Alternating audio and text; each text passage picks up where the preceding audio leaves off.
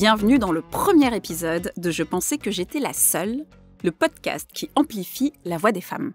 Je m'appelle Maha Ghanem et en 2012, j'ai été diagnostiquée d'une maladie rare inflammatoire du nom de sarcoïdose. La sarcoïdose, c'est quoi ? C'est une maladie qui atteint tout le système, tous les organes, et en particulier les poumons, le cœur et le cerveau. Et donc j'ai vécu le système de soins de l'intérieur. Et je me suis rendu compte de deux choses. Alors même que les pathologies chroniques sont les plus répandues, leur prise en soin reste inadaptée. Et suite à la phase chronique des soins, c'est chacun pour soi. Aujourd'hui, je lance le podcast « Je pensais que j'étais la seule », car la maladie, que l'on soit patiente, aidante ou soignante, isole les femmes. Et donc après de nombreuses années de soins, de rechutes, d'épisodes de désespoir, quand j'ai enfin pu voir la lumière au bout du tunnel, je me suis fait la promesse de soutenir toute femme qui soudainement se retrouve confrontée à la maladie, afin qu'elle ne connaisse pas la solitude qui a été la mienne, quand un matin gris de novembre 2012, je n'ai pas pu sortir de mon lit. Et comme mon expérience n'est que cela, la mienne, je vais également demander à d'autres femmes, comme vous, comme moi, de partager leurs combats, leurs vécus, leurs espoirs, face à un système de soins à bout de souffle et souvent maltraitant.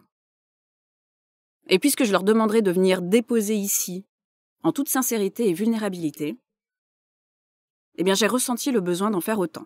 Pour ce premier épisode, je vais vous parler de mon parcours, de mon combat, de mes espoirs. Et pour cela, j'ai demandé à mon coproducteur, Michel Godard, podcasteur averti et allié, de m'aider à me déposer, afin que vous sachiez qui je suis, d'où je viens et pourquoi je fais ce podcast, pourquoi il me tient tant à cœur. Salut Michel. Bonjour Ma.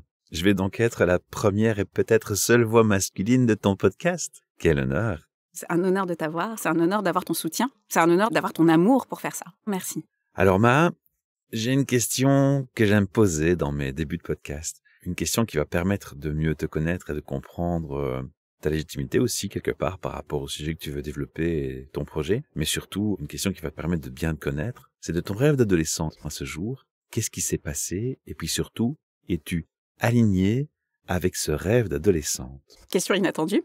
Oui. Du coup, de métier, de formation, je suis journaliste politique. Et j'ai commencé à être journaliste quand j'avais 7 ans. Est-ce que c'est un rêve même ? Je pense que c'était ma vocation, en fait, tout simplement. Et quand j'avais 7 ans, je découpais des images dans une revue pour enfants d'animaux qui s'appelait Okapi. Et je collais ça dans des cahiers de brouillon. J'avais forcé 2-3 amis à moi de faire rédaction, finalement, à la bibliothèque de mon quartier, à la bibliothèque municipale de mon quartier, à Grenoble. Comme on avait 7 ans, on écrivait à peine, et donc c'était beaucoup des vagues qui faisaient office d'articles. Mais c'est comme ça que j'ai commencé. Dans cette même bibliothèque, à l'âge de 9 ans, j'ai eu ma première émission de radio, où toutes les semaines, je faisais une recommandation d'un livre que j'avais apprécié, parce que j'avais lu quasiment tous les livres de la bibliothèque, pour ma tranche d'âge. Ton approche et ton métier de journaliste auront un rôle, on l'expliquera tout à l'heure. On va revenir sur ton parcours. Tu parlais dans ton introduction d'un novembre gris. Est-ce qu'on peut s'attarder sur cet aspect-là ? Ouais, donc comment ça a commencé tout ça ? Un matin de novembre gris, bruxellois, puisque j'habitais en Belgique, à Bruxelles à ce moment-là, j'ai ouvert les yeux et en fait, j'ai pas pu sortir de mon lit. Mes yeux étaient ouverts, mon cerveau était là, la journée devait commencer et ce geste qu'on fait de rejeter la couverture, la couette, mon corps pouvait pas bouger, Qu'est-ce qu'on ressent ? En fait, c'est même pas de la panique, je me dis, il y a un bug dans la matrice. Et en même temps, je sens aussi cette espèce de lassitude ou de profonde fatigue. À ce moment-là, je suis surtout, surprise, Surprise et un peu sous le choc. Par contre, je suis pas inquiète. Et à l'époque, je vivais avec mon ex-compagnon. Il m'a fallu quand même 2 heures. Mais au bout de 2 heures, j'ai assez de force et d'énergie pour l'appeler. Il était dans la pièce voisine, en train de travailler. Et lui demander de venir m'aider à aller à la toilette. C'est le matin. Voilà, la première chose que tu fais, c'est rentrer à la toilette. C'est comme ça que ça a commencé, c'est comme ça que on est là aujourd'hui. Tu as vite pris conscience de l'aspect physique où tu pensais à une fatigue mentale. Tu t'es posé des questions depuis le début ? Pas vraiment. Quand enfin j'ai réussi à sortir de mon lit et que j'étais un peu sous le choc comme ça, j'ai pris mon téléphone, j'ai appelé une amie. Et c'est aussi pour ça que je trouve que c'est important de faire communauté quand on est femme et face à la santé. Et je lui ai demandé tout simplement, est-ce que tu as un bon médecin à me conseiller ? Et elle me dit oui, le mien. Mais par contre, il est à Lille. Bruxelles, Lille, Si tu veux, ce matin-là, j'ai pas réussi à sortir de mon lit. Je me suis dit, on y va, quoi. J'appelle le gars et il me dit, il n'y a pas de souci, venez en fin de journée, après mes derniers rendez-vous, et je vais vous voir. Ce qui se passe, c'est que je suis dans la salle d'attente. Voilà, j'attends mon tour. Plus de symptômes entre-temps? Le plus gros symptôme, c'était de pas sortir du lit. Mais en vrai, à ce moment-là, j'en avais d'autres qui étaient que je toussais beaucoup et que j'avais la goutte au nez. Mais j'avais pas le temps à l'époque de me préoccuper de ça plus que ça. J'avais déjà vu 2 médecins qui m'avaient rassurée en disant « c'est un coup de froid avec de l'allergie » et je les ai crus. Voilà, c'est 2 médecins que j'ai vus. Plus, j'ai vu 2 pharmaciens différents qui ont vu mes ordonnances, on a reparlé de ce qui n'allait pas et ils m'ont dit « ok, c'est bon, c'est le bon traitement, allons-y, quoi ». Sauf que voilà, j'arrive un matin, je me lève pas et là je me dis il me faut un 3e avis. Là je suis dans ce cabinet dans le centre de Lille et toujours pas inquiète. Par contre, le médecin, quand je m'assois et qu'il me demande ce qui me fait venir et qu'il commence à me poser des questions, je lui dis ce matin j'ai pas réussi à sortir du lit. Lui aussi, voilà, il commence à poser des questions plus de santé mentale, de fatigue. Et puis il commence à me demander est-ce que vous toussez? Je me dis j'entends que vous toussez, ça fait longtemps. Je lui dis ça doit bien faire 6 mois. Vous vous mouchez, ça fait longtemps. Je lui dis, ouais, pareil, ça doit bien faire 6-7 mois.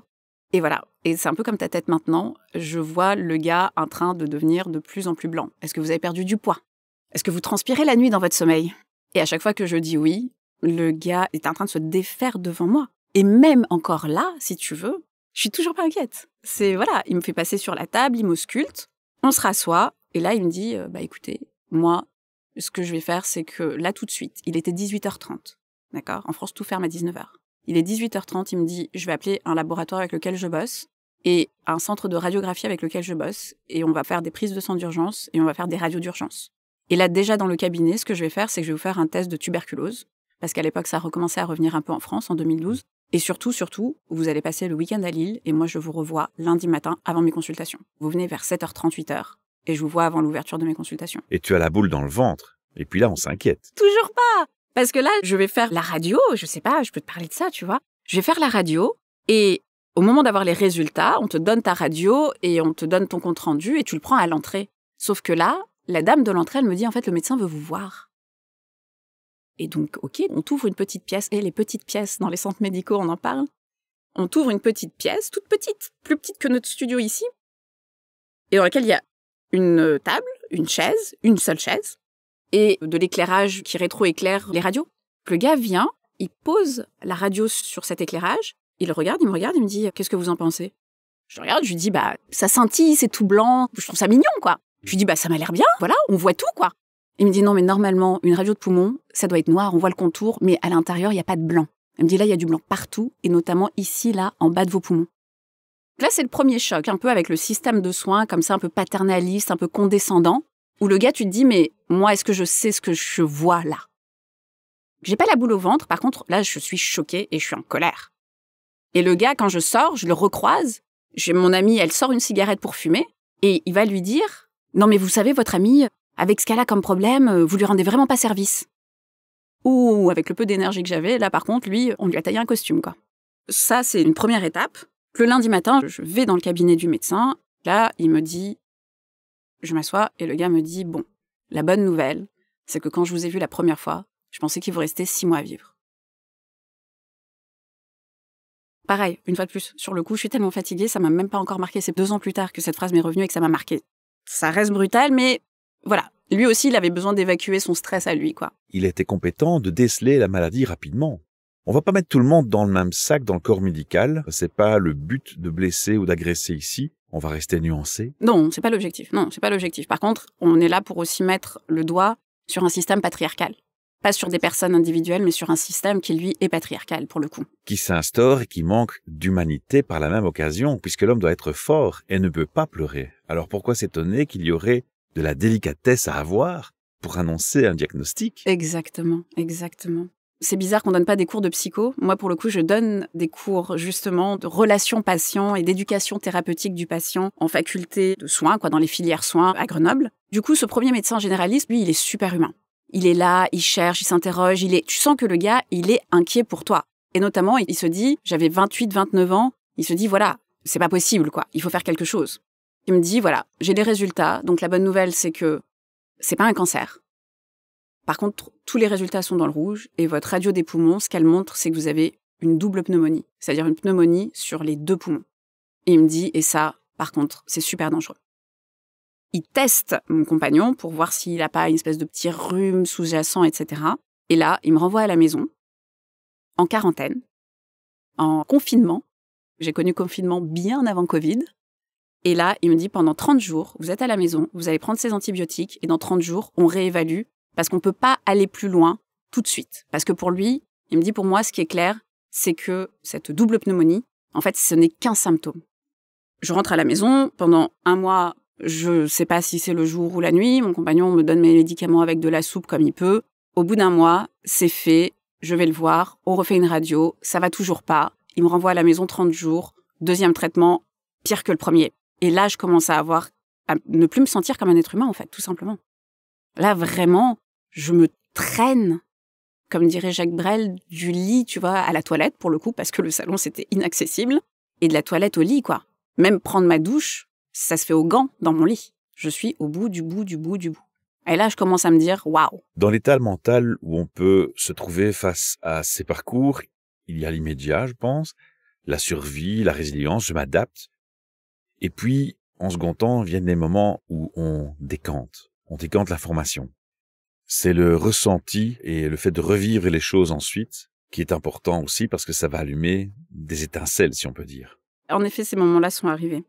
Et la temporalité, en fait, dans la maladie. Et la temporalité des soignants qui n'est pas celle des patients, qui n'est pas celle de la maladie non plus. Parce que quand on souffre, le cerveau reptilien peut couper les notions de temps, d'espace, de lieu. On est dans une espèce de nuage, on flotte sur une espèce d'instant suspendu. Absolument. Tu ne sais pas si c'est le jour, la nuit, le 1er, le 15 ou le 31 du mois. C'est juste, tu es là et en fait, tu es en mode survie. Absolument. Et donc, à la fin du 2e mois, on y retourne. Et là, le gars me dit, bon, c'est suffisamment bien. C'est pas encore parfait, mais c'est suffisamment bien pour que je vous envoie vers un pneumologue. Parce que du coup, la sarcoïdose, comme j'ai dit, ça atteint tout le système, mais particulièrement poumon, cœur et cerveau. Et donc moi, c'était vraiment full poumon, quoi, double pneumonie. Et il me dit, je vais vous envoyer voir ce pneumologue qui est l'un des meilleurs de l'île, quoi. Je le connais, il est super. Et en effet, il est super, ce gars. Je vais, il me reçoit une première fois, ça me coûte 160 €. La consultation dure 15 minutes et il me dit, voilà, j'ai eu vos résultats, on va faire un lavage broncho-alvéolaire. Il explique pas ce que c'est. Ok, on prend rendez-vous pour la semaine suivante. Et ça aussi, les allers-retours. La semaine suivante, j'y vais. J'ai une chambre dans la clinique privée dans laquelle il exerce. Et jusque-là, ils ne t'ont rien expliqué? Ah, jusqu'à là, je ne sais rien. Je ne sais rien. Je suis dans cette chambre et le gars me pose sur ce fauteuil.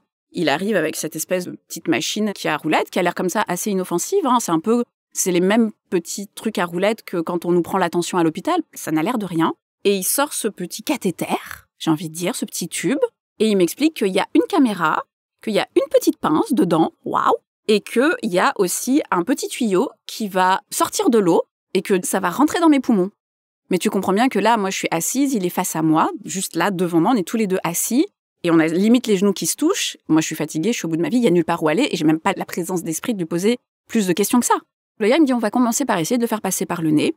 Très bien.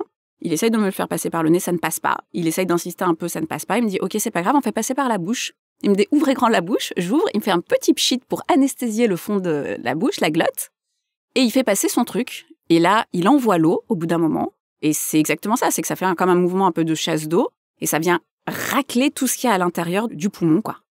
Ensuite, il retire tout, très satisfait de lui-même, et puis, sans même me regarder, il me fait une prescription pour du paracétamol, et il me dit, si jamais vous avez de la fièvre d'ici 48 heures, il faut aller aux urgences. Et voilà, en gros. En fait, ce truc-là, moi, je l'ai vécu comme un viol. Et il t'a pas demandé comment tu t'es senti? Mais pas du tout. Comment ça s'est passé? Mais pas du tout. Comment on se sent quand on subit une chose pareille? On se sent violé dans son intimité, en fait. Toi, tu es là, tu es affaibli par 2 mois de traitement de cheval. Le gars, on te dit, il va t'aider à trouver ce qui ne va pas. Il te prévient pas, puis boum, c'est l'invasion. Il te dit on appelle rien. ça un acte invasif. C'est extrêmement invasif. C'est extrêmement invasif. Il est là, il passe des trucs dans mon corps, c'est lui qui sait, moi je ne sais pas. Je dois me soumettre à son pouvoir de soignant. Et en fait, là, sur le coup, je suis vraiment sous le choc. Sur le coup, je suis vraiment bouche bée. Et je peux t'assurer que c'est pas mon caractère de départ. J'étais comme, waouh, quoi. Et puis vraiment, ce truc de l'ordonnance qui te balance comme ça, en te disant si dans 48 heures, mais explique-moi, dans 48 heures, si j'ai de la fièvre, est-ce que c'est grave? Est-ce que c'est pas grave? Est-ce que je dois aller tout de suite aux urgences? Qu'est-ce que t'estimes avoir de la température? Est-ce que c'est déjà de monter à 39 ou il faut attendre d'être à 40? Tu lui as pas dit, mec, tu viens pas de changer l'huile d'un moteur, hein? Même pas. J'étais sous le choc. Il me dit, on se revoit dans une semaine. Une semaine plus tard, je vais pour récupérer mon résultat. Michel, je n'ai pas eu le temps de m'asseoir. Je te dis, j'étais fatiguée. La moindre action me prenait du temps. Je n'ai pas eu le temps de finir de m'asseoir sur le fauteuil face à lui dans son bureau, que le gars me dit, voilà votre ordonnance pour de la cortisone. Vous avez la sarcoïdose. Vous pouvez aller régler ce qui reste à régler, les 80 et quelques euros, à la secrétaire à l'entrée. Et elle vous donnera votre dossier. Expédié. Littéralement expédié. Expédié. Ça a duré moins de 5 minutes. C'était ça l'annonce. Et c'est là la première fois que j'entends sarcoïdose. Il me dit pas ce que c'est, il me dit pas comment ça va évoluer ou pas évoluer, il me dit pas si c'est dangereux ou pas dangereux. Moi, je viens de passer 2 mois au fond de mon lit, je suis au bout du bout.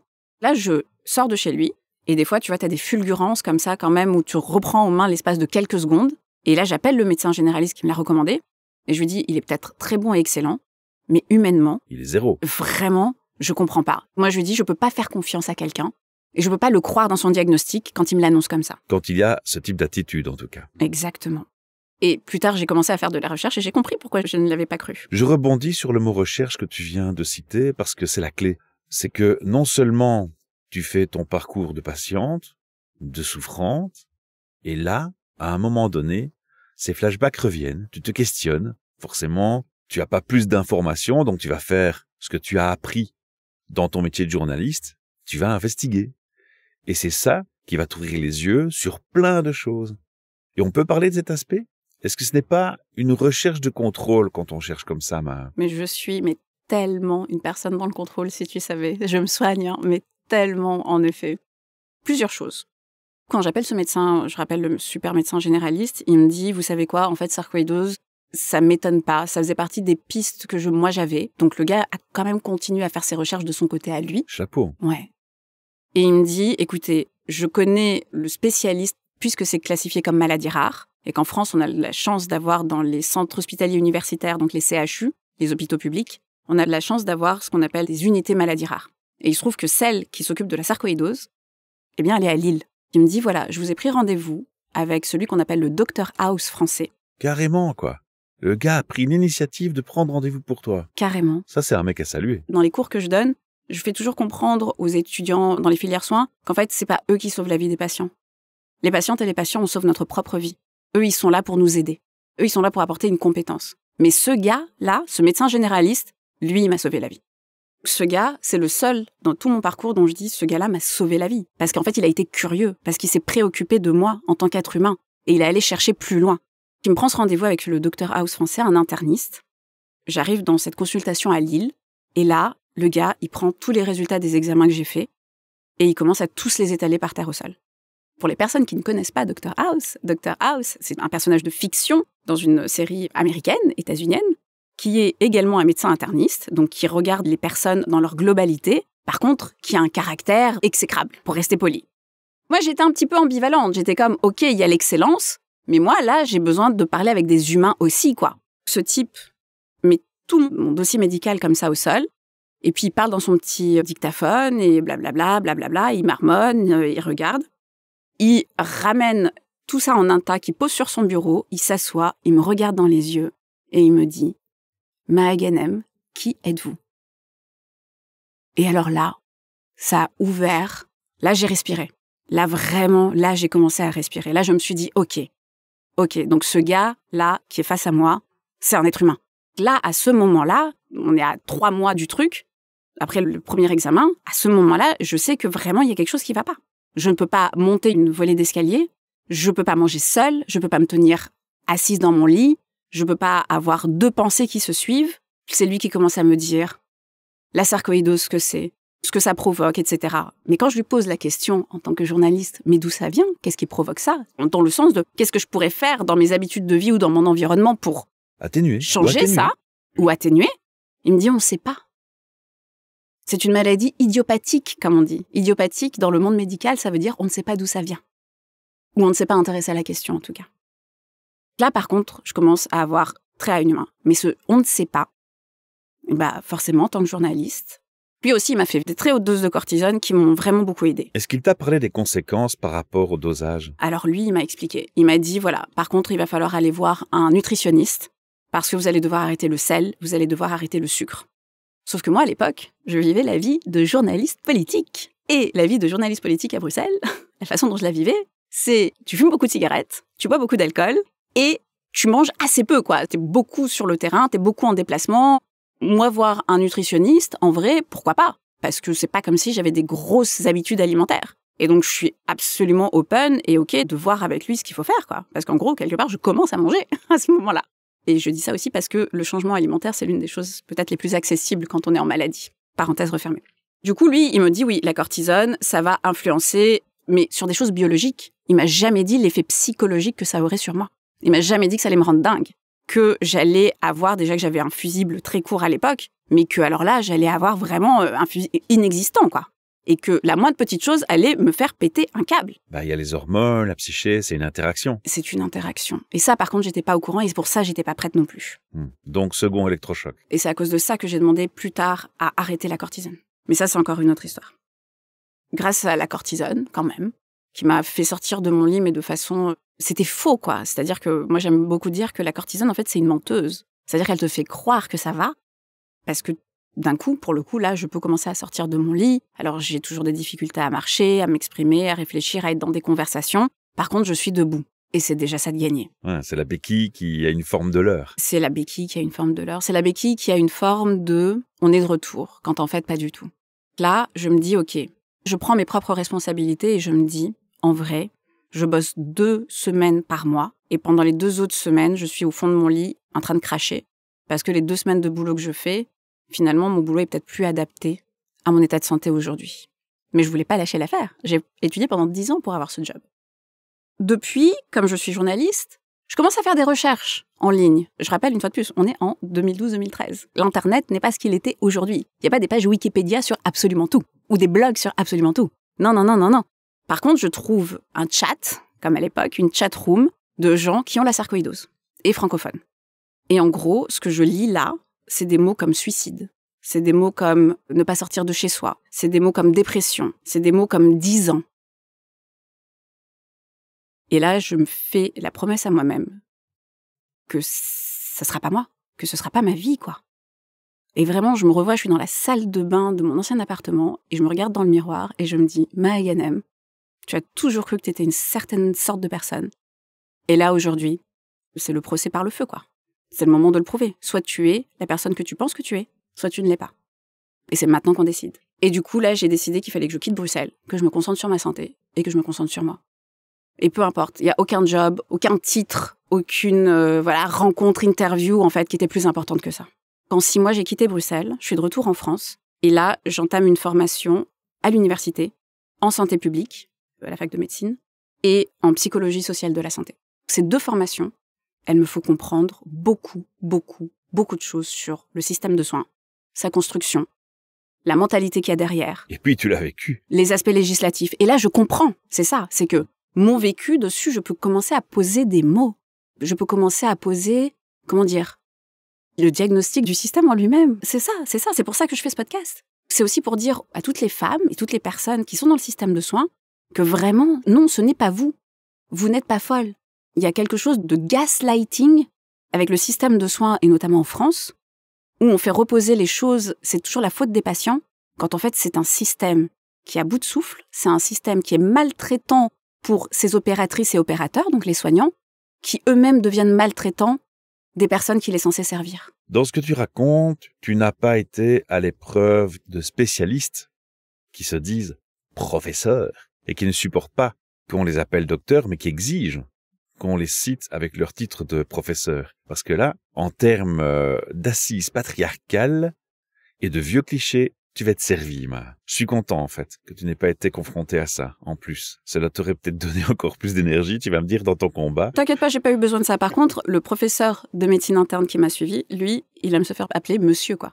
Pas ni docteur, ni professeur. Lui, on l'appelle juste monsieur et puis son nom de famille. L'humilité était sa sagesse. Tellement sage. Et cet homme vraiment incroyable d'humanité. C'est la preuve entre lui et le médecin généraliste que j'ai vu que même au sein de ce système, il y a quand même des personnes qui ont des valeurs tellement fortes et qui savent pourquoi elles sont là, que finalement, c'est un peu des bulles d'espoir, en fait, dans ton parcours de soins. On répète, on ne met pas tout le monde dans le même sac. Je crois que ce qui peut résumer ces 2 critères, c'est, de ce que je connais de la vie, c'est la passion et le fait que ce soit des passionnés et d'avoir de l'humilité. Alors passion et humilité, ça fait cette magie où tu rencontres des belles personnes qui vont changer la donne, qui vont redorer le secteur, un secteur qui parfois c'est un peu crépi. Oui.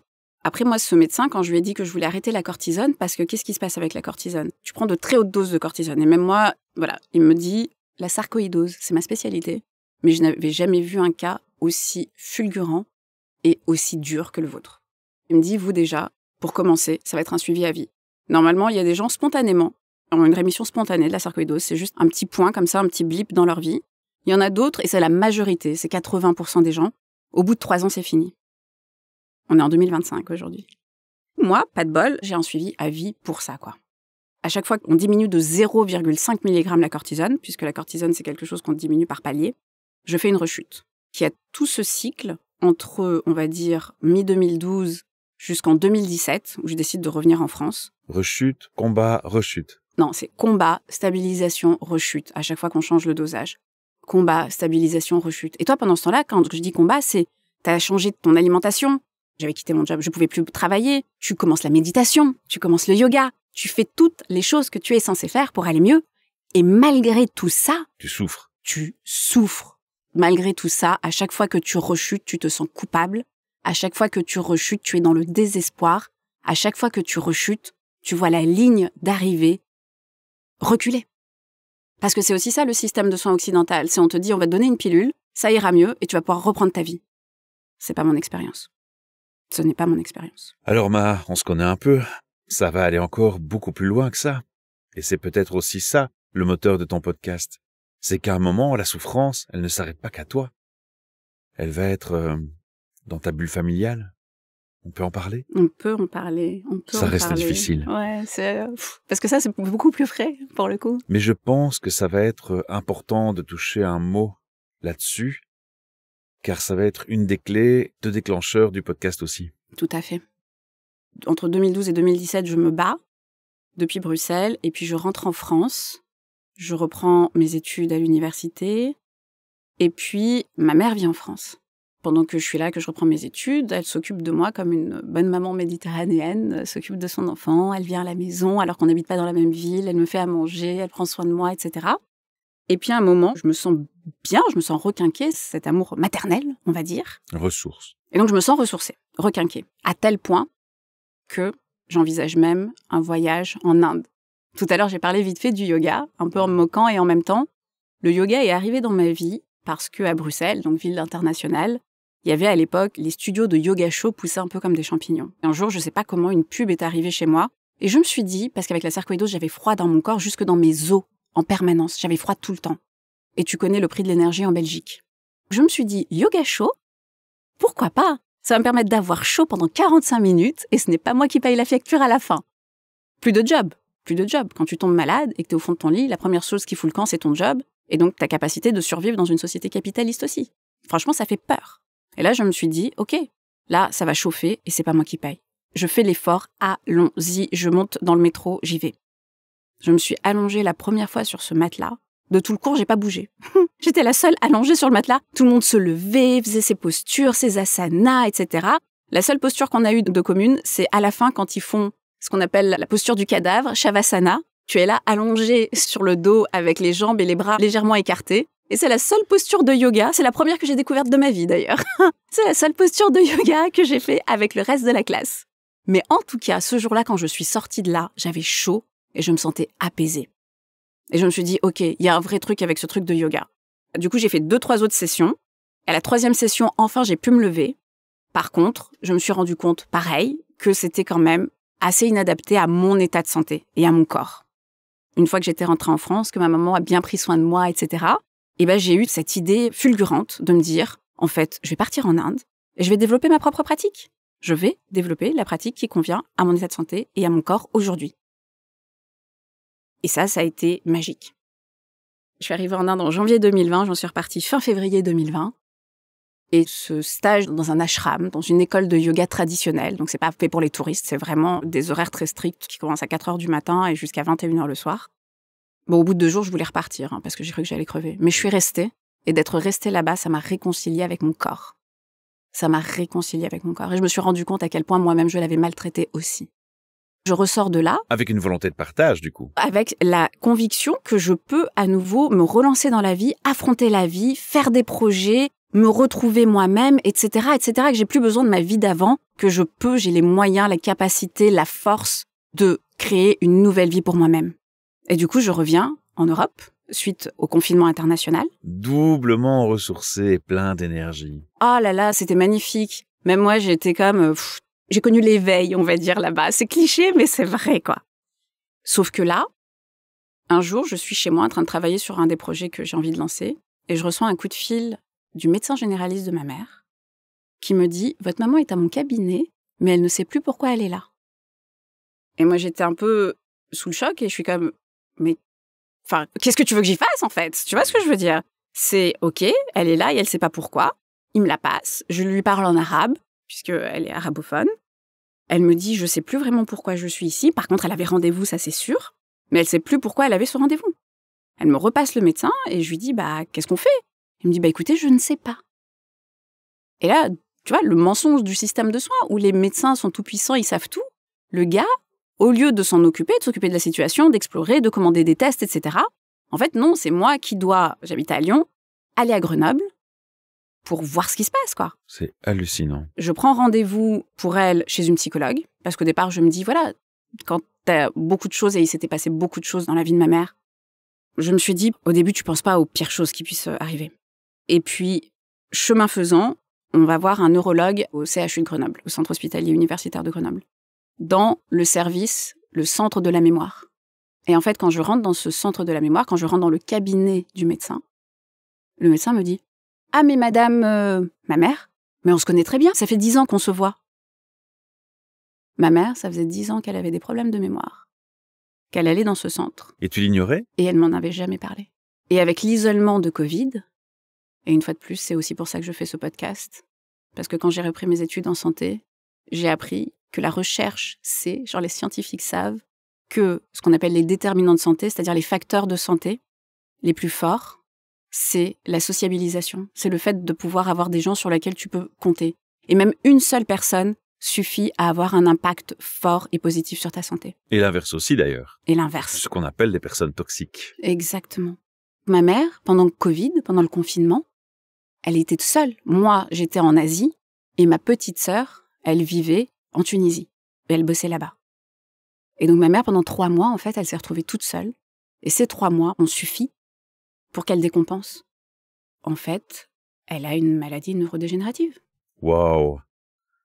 Et là, tu la prends comme un électrochoc encore une fois. Et là, pareil, la beauté de l'annonce du système de soins. Le type, limite, il fanfaronne, tu vois, genre, oh, mais on se connaît, on n'est pas au resto, là. On n'est pas dans un événement de networking, tu vois. Ouais, sortez les cotillons, quoi. Non, mais c'est ça, c'est pas, oh, on se connaît. Et puis, on se tape dans le dos et, oh là là, c'est tellement sympa de vous rencontrer. Non, non, mon gars, là, ce que t'es en train de me dire, c'est que ma mère, pendant 10 ans, déjà, elle a porté ça toute seule. Et ça ne lui est jamais venu à l'idée de se dire, tiens, on n'en parlera pas à vos proches, madame? C'est une maman méditerranéenne. Je pense que toutes les mamans qui écoutent ce podcast, et même qu'elles soient méditerranéennes ou pas, je crois qu'il y a comme cette espèce de code chez les mères qui est qu'on n'inquiète pas ses enfants, quoi. Ouais, je vois bien. Moi, elle m'a jamais rien dit, je l'ai découvert là. Et ensuite, quand il a fallu, s'occuper d'elle, c'est aussi là où j'ai, du coup, subi la violence du système de soins quand on est aidante. Ma patiente, à ce moment-là, je ne pouvais plus l'être. Moi, j'ai laissé tomber ma santé. Toutes les bonnes pratiques que j'avais développées en Inde, ma routine de yoga, du jeûne intermittent, de la méditation le matin, de prendre le temps, d'écrire dans ton journal, de journaling, etc. Toutes ces choses-là, elles sont parties une à une. Pourquoi? Parce que ma mère, au début, elle restait chez elle, j'y allais 3 fois par semaine, je prenais le train, c'est 1h30 de train entre Lyon et Grenoble. Mais un jour, je suis arrivée chez elle et sa gazinière était en route. Ce jour-là, j'ai fait sa valise et elle est repartie avec moi. Et du coup, elle est venue vivre avec moi. C'est la double peine du système de soins. Donc, être patiente, ça t'oublie. Moi, de tout Covid. Et heureusement, finalement, quelque part aussi que c'était un peu Covid et qu'on était beaucoup à la maison, etc. Mais je me suis plus du tout occupée de ma santé. Et toute mon énergie et toute mon attention s'est focalisée sur elle, quoi. C'est d'un coup, tu prends le spot et tu le déplaces sur une autre personne. Et maintenant, c'est cette personne-là, la personne qui t'a porté, la personne qui t'a mise au monde, la personne qui t'a élevé. Ce qui est un réflexe plus qu'honorable et rare. Oui, c'est culturel, hein. Dans nos cultures, on parque les vieux et les malades dans un endroit pour pas les voir.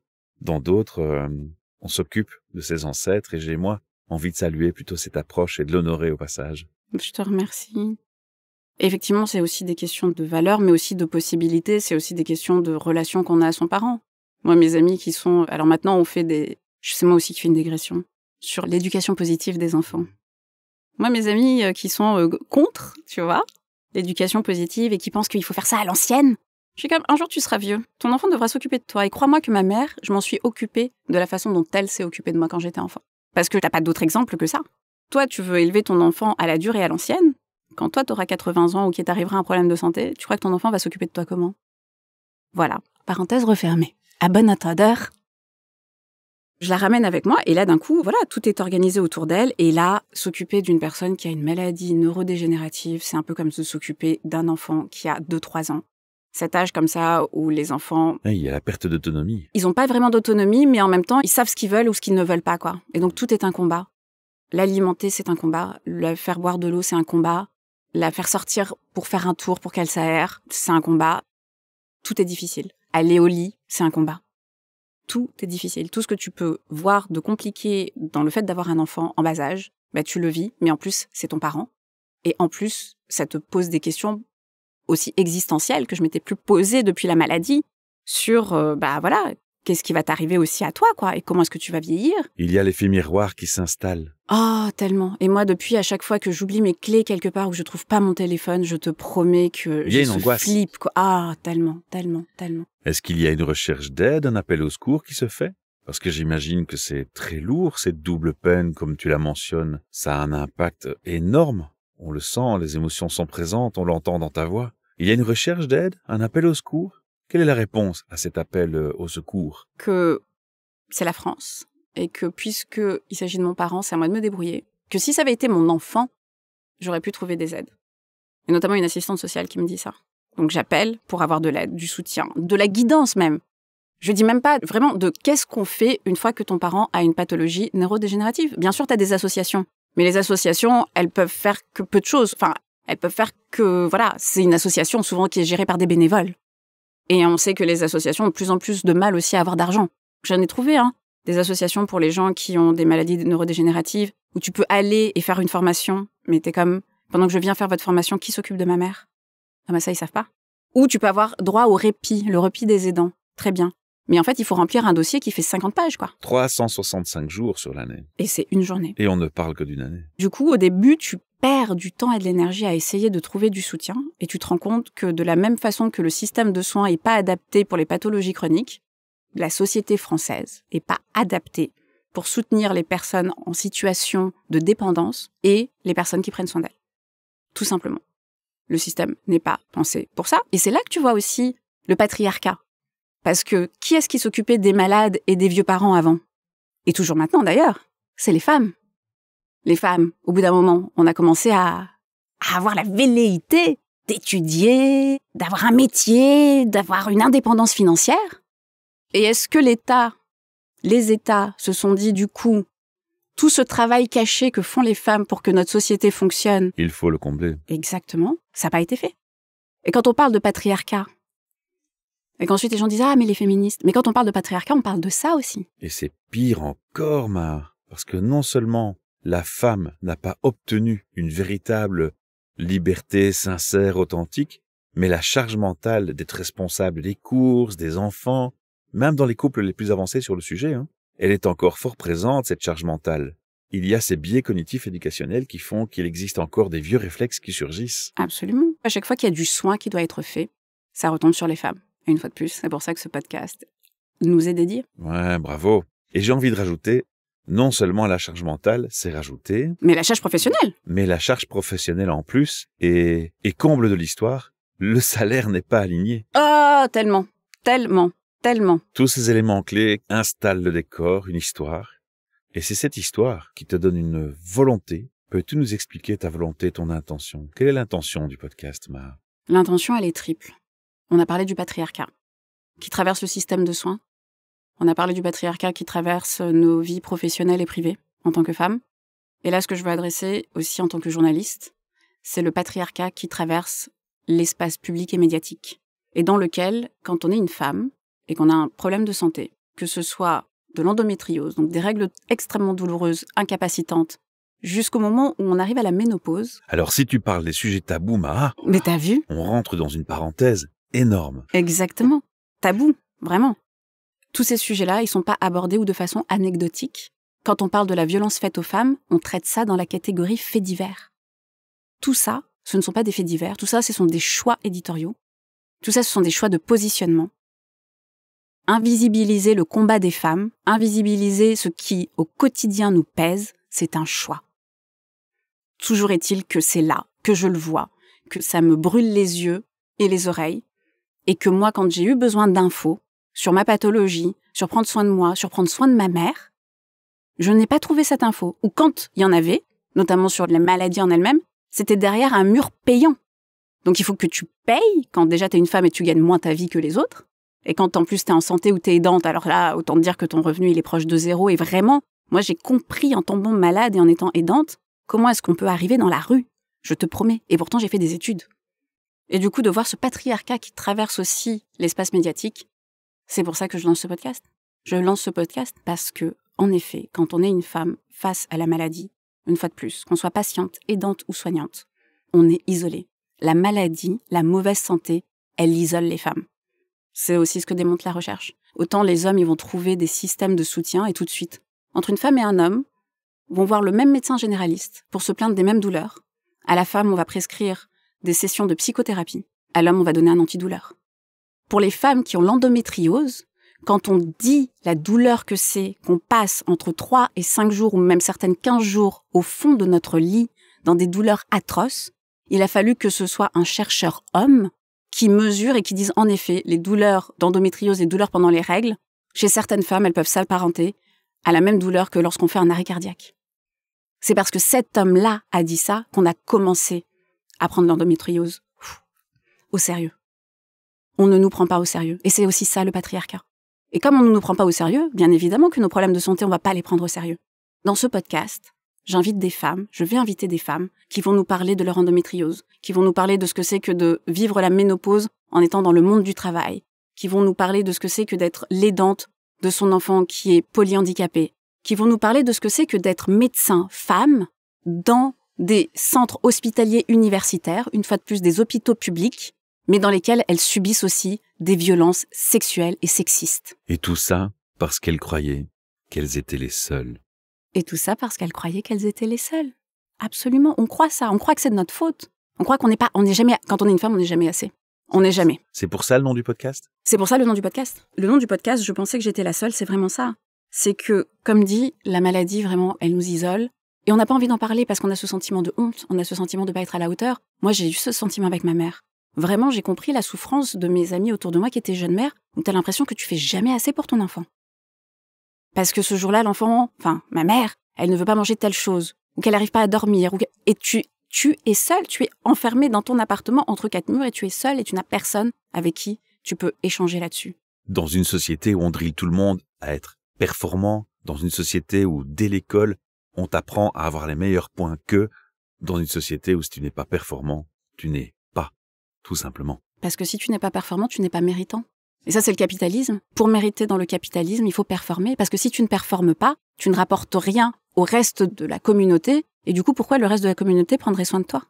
Mais tout ça, ce sont des façons d'être et de penser le monde qui, de toute façon, à partir du moment où tu es une femme racisée, encore plus, c'est complètement biaisé. Le podcast, il est là pour partager des témoignages, pour permettre à des femmes de se déposer en toute sincérité et authenticité, et surtout sur pour faire communauté. Vraiment, je compte sur toutes les personnes qui vont écouter ce podcast, de bien sûr l'écouter, de le télécharger, de le partager, et surtout, sur nos pages de réseau, de s'abonner, et de venir déposer ce qu'elles ont besoin de déposer. De venir demander des conseils à d'autres. Parce que ce que je veux aussi essayer de faire jouer, c'est l'intelligence collective. C'est-à-dire que il est illusoire de toute façon, même si c'est le message qu'on a, de demander aux professionnels de santé qu'ils fassent 5 ou 10 ans d'études, qu'ils aient toutes les réponses. C'est illusoire. Et notamment sur tout ce qui est les pathologies chroniques. Par contre, ce qu'on peut faire, c'est chacune, avec nos expériences, avec les trucs et astuces qu'on a développés, en essayant, en échouant, en essayant encore, en échouant mieux, on peut se donner ces petits trucs et astuces, on peut se soutenir, on peut s'apporter cette oreille et on peut se dire, même sans apporter quelque chose de concret, juste être là, être posé et dire « je te comprends ». J'entends ta peine, j'entends ta souffrance. Je comprends ce à travers quoi tu es en train de passer, parce que moi aussi, je suis passée par là. Créer une solidarité, créer une communauté. Une sororité même. Et si tu me permets, même si ce podcast est destiné aux femmes, j'aimerais souligner que les hommes qui nous écoutent peuvent aussi, qu'ils soient en déconstruction masculine ou non, peuvent aussi prendre conscience et se dire qu'ils peuvent amener leur pierre à l'édifice, écouter, relayer l'information. C'est aussi une manière de donner du support. Et à soutenir les femmes dans leur vie, leur mère, leur sœur, leur cousine, leur tante. Et donc rendez-vous le 7 mars. Le 7 mars. Le 7 mars. La veille du 8 mars. Sur les plateformes de podcast. Et puis, avant ça, sur les réseaux sociaux, LinkedIn, Instagram, TikTok. Abonnez-vous. Et puis venez déposer ce qui a besoin d'être déposé. Et venez cultiver véritablement cette intelligence collective. Et trouvons ensemble, quand un système ne nous donne pas ce dont on a besoin, on se doit d'inventer nos propres systèmes. C'est ça que m'a appris la maladie, que je sois patiente ou que je sois aidante. Et n'oubliez pas, l'objectif principal, faire communauté. Un like, un partage, un commentaire sera la première manifestation de votre support pour ce mouvement. Tu viens de créer un mouvement. Franchement, c'est le mot-clé, l'espoir. L'espoir, c'est de créer un mouvement, absolument. Absolument. Merci Michel.